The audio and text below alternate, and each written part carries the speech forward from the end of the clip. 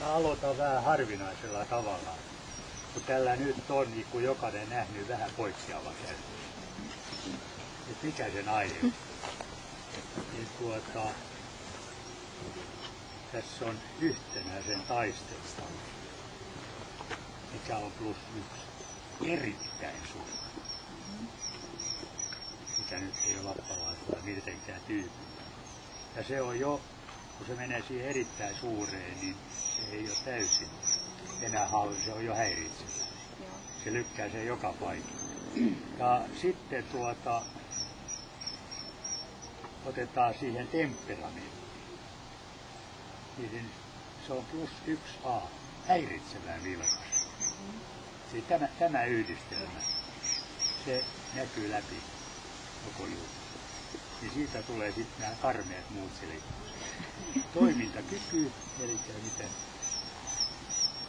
erikoiskokena on kelkka ja pimehuone. Pimeässä silloin oli pallo hukassa.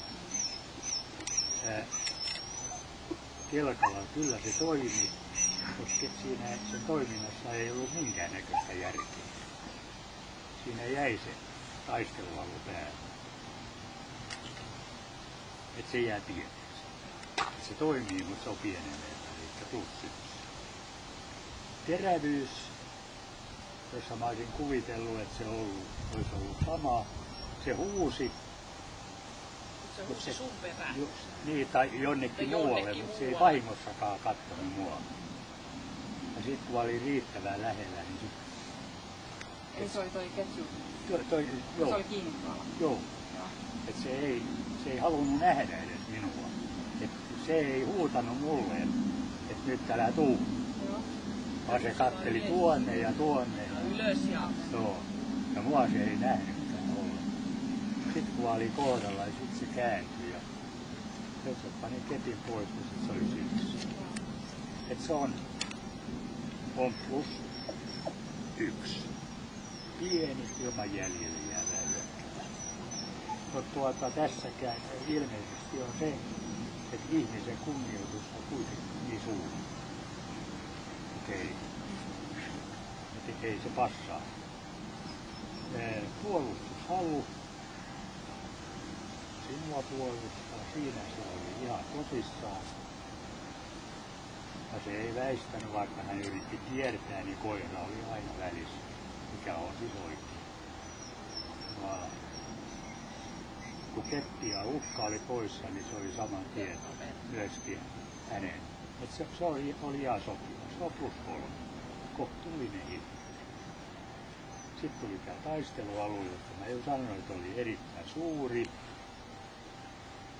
Hermorakenne, silloin onneksi kunnossa.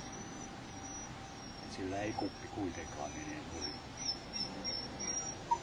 Jos ne olisi ollut miinukselle vielä, niin täällä olisi ollut vaatteessa ylimääräisiä tuuletusreikiä.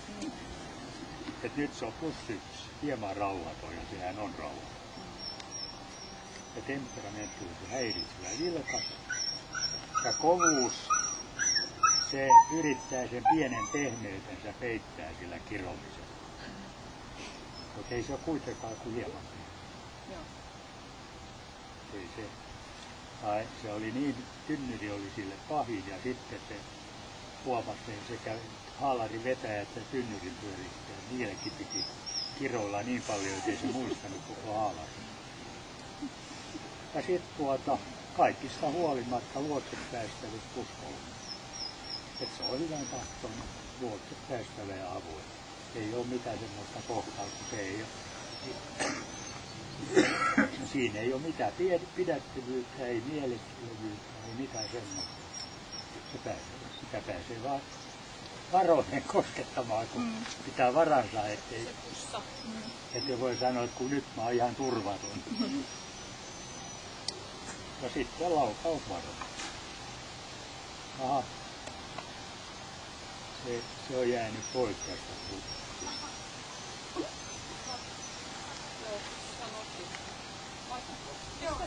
Ei, mä vedän tähän. Joo. Niin on. Joo.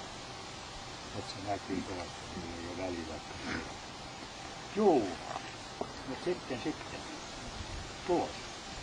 Keräsi 102 plussaa ja 30 miinusta. Et 72 on se tulos, mikä merkitsee sitä, että antaa sille vähän aikaa kasvaa, niin voi tulla.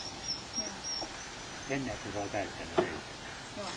Koska tämä voi olla ohimenevä vaihe. Joo. Ja